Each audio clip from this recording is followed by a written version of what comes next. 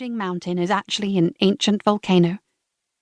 Your eyes would have lit up as you spoke of tectonic plates and abduction zones, of rivers of red-hot magma, and the unimaginable forces that had created the rocks all around us. And you'd have planned a trip to the geothermal springs a few miles away, reminders that the earth beneath our feet is never as solid as it looks. A faint breath of breeze stirs the strands of my hair that have escaped from their messy chignon, tickling the side of my neck.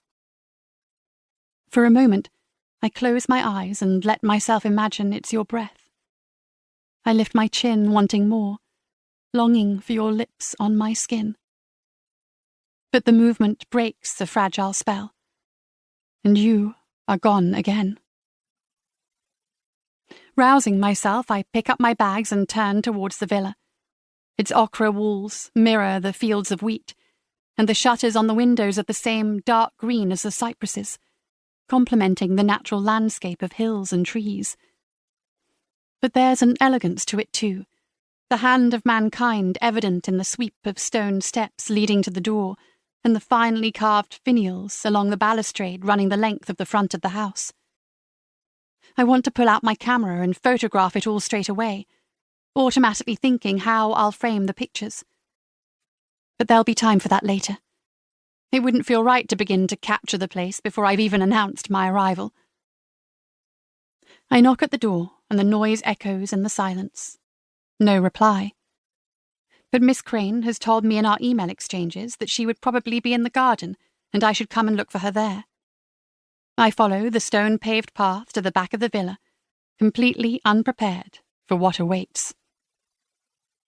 In the mellow evening light, the formal gardens take my breath away. The precise lines of clipped box hedges, casting their long black shadows across sun-bleached grass, are softened by lemon trees in huge terracotta pots and cascades of red geraniums that tumble from intricately carved stone urns. Beyond the far hedge, the land slopes gently upwards, and a path leads the eye through into a less formal area. Here a wooden pergola drips with wisteria, providing respite from the glare of the Tuscan sun. On the other side, curving beds overflow with billows of purple lavender, and dancing white flowers like butterfly wings float above them. Spikes of phlox punctuate the softness, giving structure to the planting, and scented tobacco plants release their perfume to tempt night-flying moths into their heady embrace. To the left, just visible in front of a cluster of tall oak trees, the path forks, ending at a dense wall of pollarded cypresses. It looks impenetrable, forbidding, and I wonder why it's there. An abrupt dead end in the otherwise sweeping view. Instinctively, I turn my eyes away from it, back to the more open stretch of garden.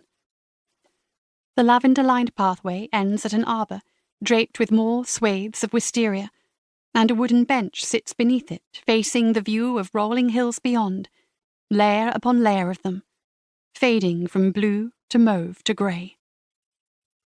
A tall, slightly stooped figure appears, meandering slowly down the path in the less formal part of the garden, and I blink to make sure I'm not hallucinating.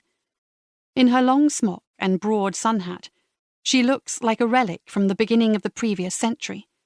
She carries a trug over one arm and a pair of secateurs in the other hand, which she brandishes at the rose bushes here and there, snipping off dead flower heads.